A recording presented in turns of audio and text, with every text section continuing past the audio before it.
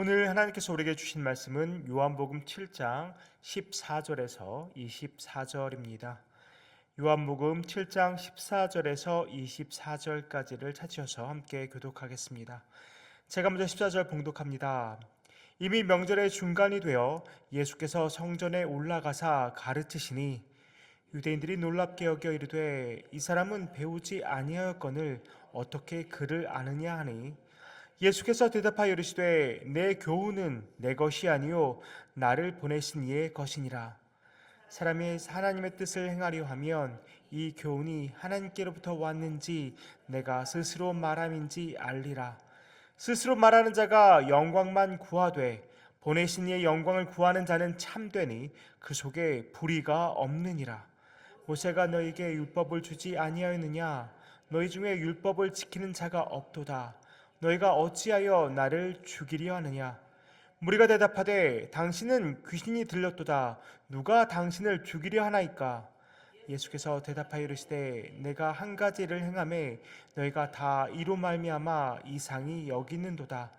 모세가 너희에게 할례를 행했으니 그러나 할례는 모세에게서 난 것이 아니요 조상들에게서 난 것이라. 그러므로 너희가 안식일에도 사람에게 할례를 행하느니라. 모세의 율법을 범하지 아니하고 사람이 안식일에도 할례를 받는 일이 있거든 내가 안식일에 사람의 전신을 건전하게 한 것으로 너희가 내게 노여워하느냐. 같이 읽습니다.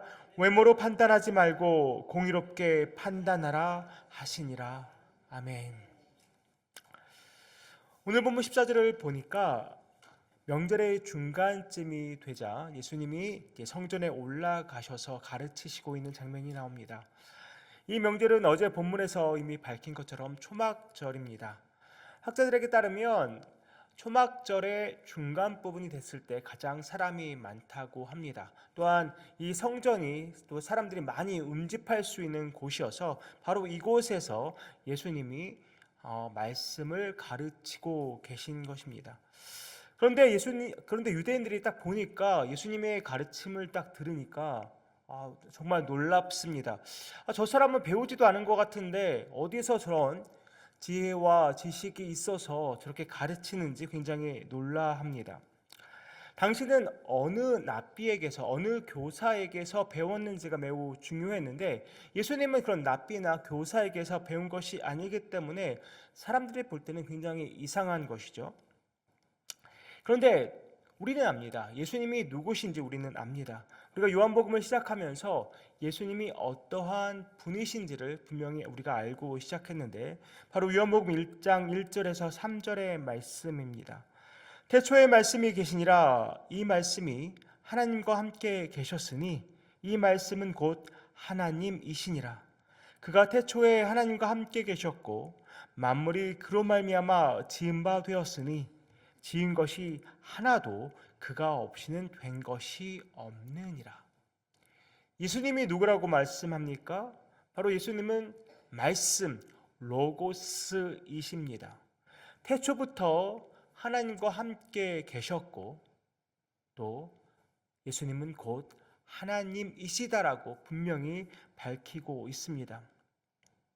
참 아이러니한 것은 유대인들은 지금 그 말씀인 로고스인 예수님을 무지한 사람으로 취급하고 있습니다. 오히려 그 로고스인 말씀이신 예수님을 알지 못하는 자기들이 무지한 줄을 알지 못하고 예수님이 무지한 사람이라고 그들은 취급하고 있습니다. 예수님은 그 무지한 자들, 예수님이 누구인지 제대로 알지 못하는 자들에게 말씀하십니다. 바로 16절입니다. 예수께서 대답하여 이르시되 내 교훈은 내 것이 아니요 나를 보내신 이의 것이니라. 예수님의 교훈, 지금 예수님이 가르치고 계신 것은 이 말씀들은 예수님을 보내신 이의 것이라고 밝히십니다.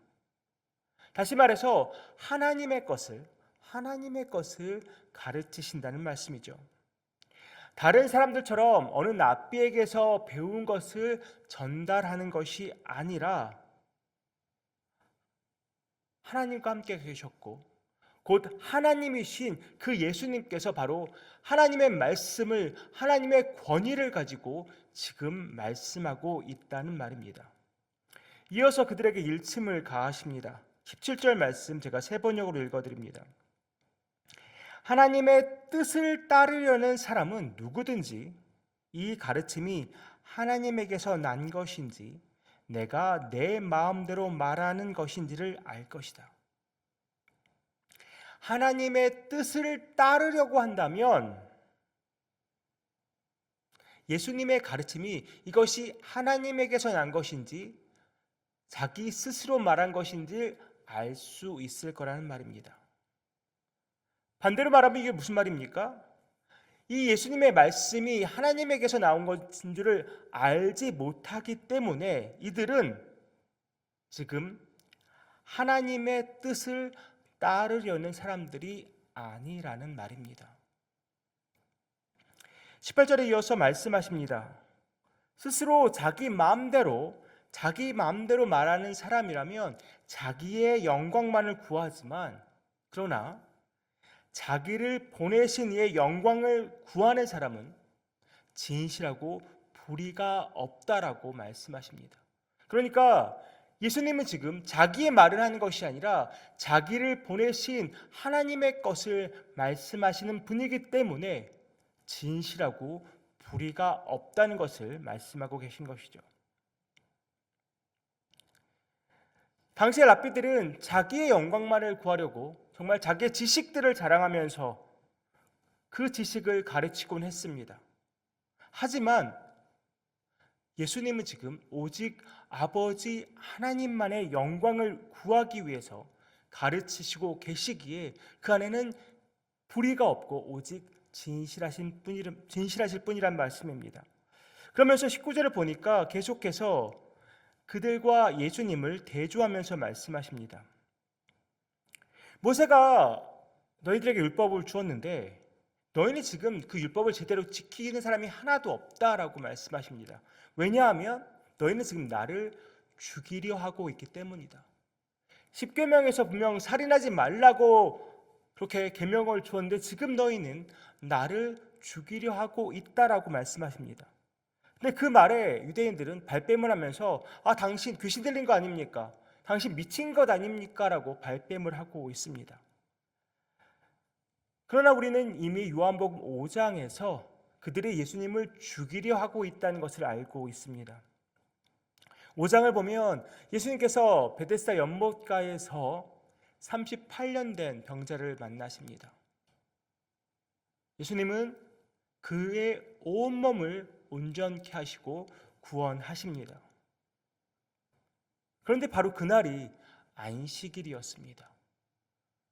예수님께서 안식일에 병자를 고치시는 것이 유대인들 참 못마땅했습니다. 그런데 거기다가 예수님께서 뭐라고 말씀하셨냐면 이제까지 아버지께서 일하시니 나도 일한다 라고까지 말씀하셨습니다. 그러니까 그들은 더욱더 화가 나서 예수님을 죽이려는 마음을 아주 굳게 가지게 된 것입니다. 바로 지금 예수님은 이 베데스다의 기적의 그 사건을 가지고 말씀하고 계신 것입니다. 오늘 21절도 같은 맥락에서 우리가 볼 수 있는데요. 베데스다에서 베푼 그 기적을 가지고 이상히 여기고 놀라고 있다는 것. 그런데 너희는 이것을 깨달아야 한다고 22절부터 그들의 모순을 지적하고 계십니다. 우리가 너무나 잘 아는 것처럼 유대인들은 태어난 지 8일이 되면 그 아이가 남자아이라면 할례를 행합니다.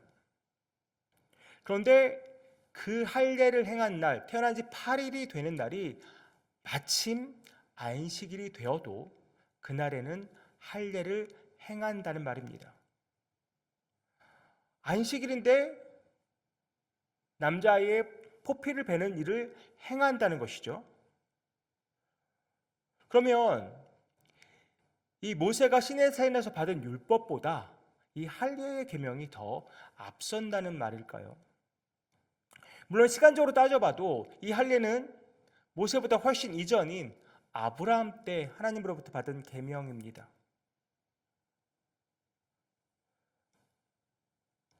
어쨌거나 이 사람들은 이 할례를 잘 지키기 위해서 안식일을 거룩하게 지키라는 그 계명에 어떻게 보면 반대되는 것이지만 이 할례는 허용하고 있는 것입니다. 언약의 성취를 위해서 이 할례의 계명을 안식일임에도 불구하고 지키고 있는 것입니다.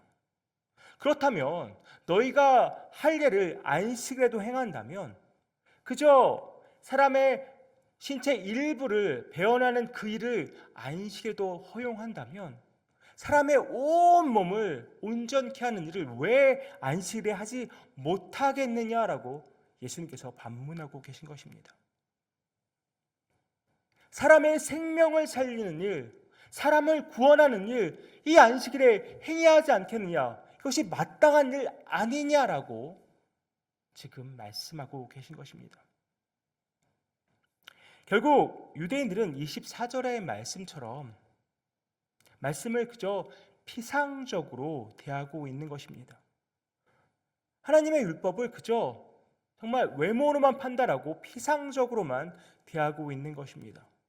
진정으로 하나님이 원하시는 것이 무엇인지 깨닫지도 못하고 사실 그것이 무엇인지 알려고 하지도 않는다는 어떻게 보면 그러한 반증이라고 말할 수 있습니다.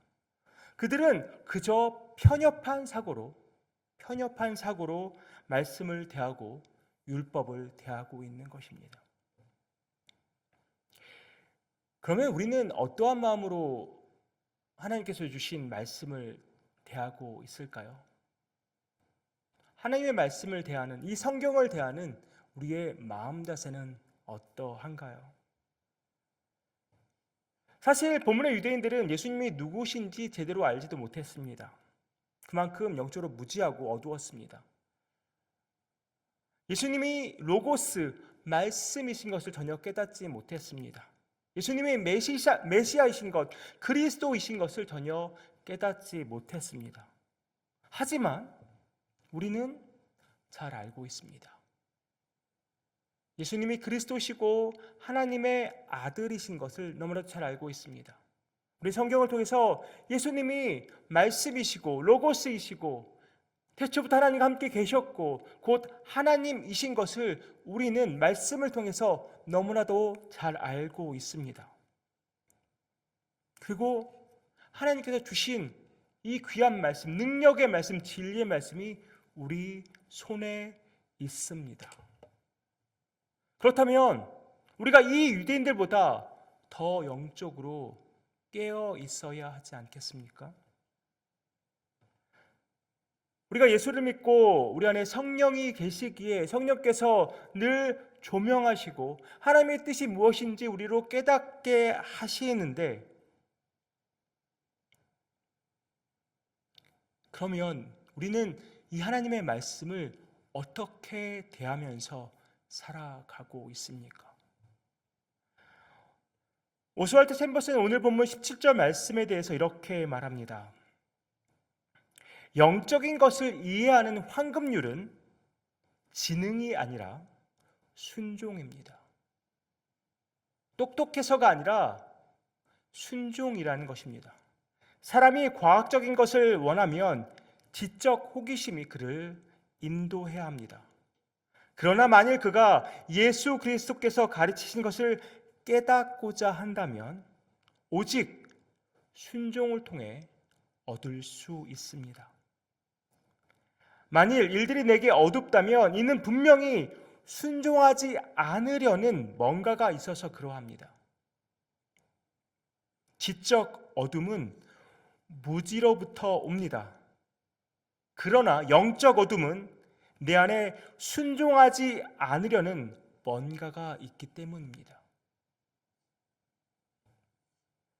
지적으로 어두운 것은 배우지 않고 공부하지 않고 연구하지 않은 어떠한 무지로부터 오지만, 영적인 어둠은 그것이 아니라 어떠한 지능이나 지식이 아니라 내가 그 말씀에 순종하지 않으려는 그 마음 때문에 영적인 어둠이 온다고 말하고 있는 것입니다.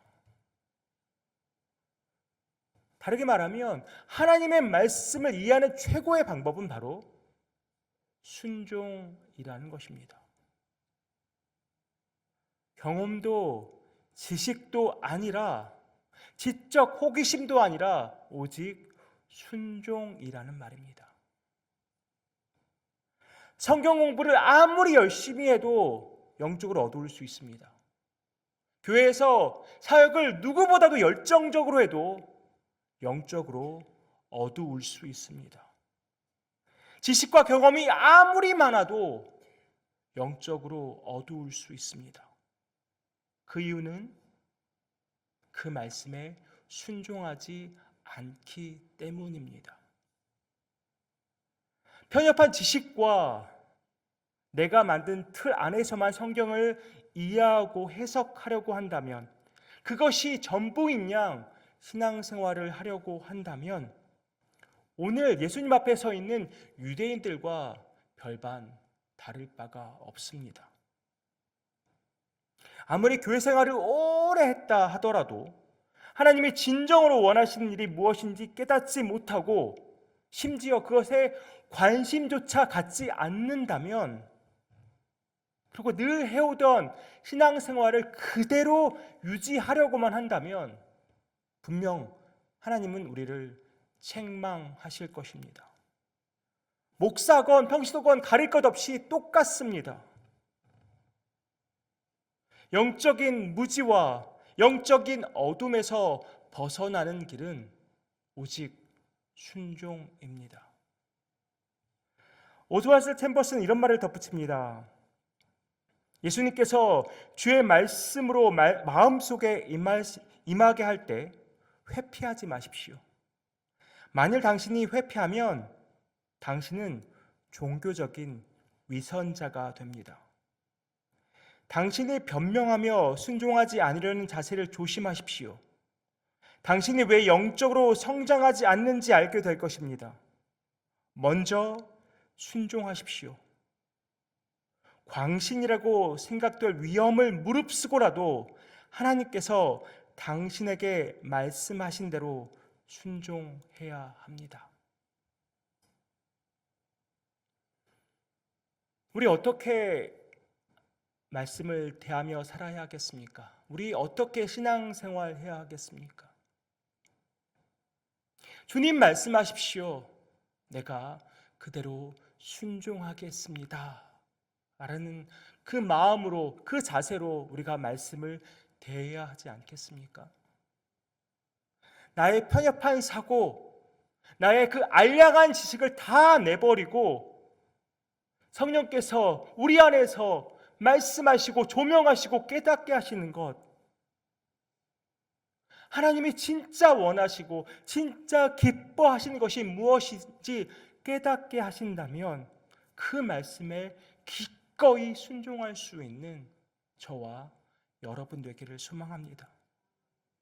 정말 순종함으로 영적인 무지에서 벗어나고 영적인 어둠에서 벗어나고 오직 순종함으로 나의 영광을 구하는 것이 아니라 오직 아버지 하나님의 영광을 구하며 살아가는 저와 여러분 되기를 간절히 축복합니다. 기도하겠습니다. 아버지 하나님,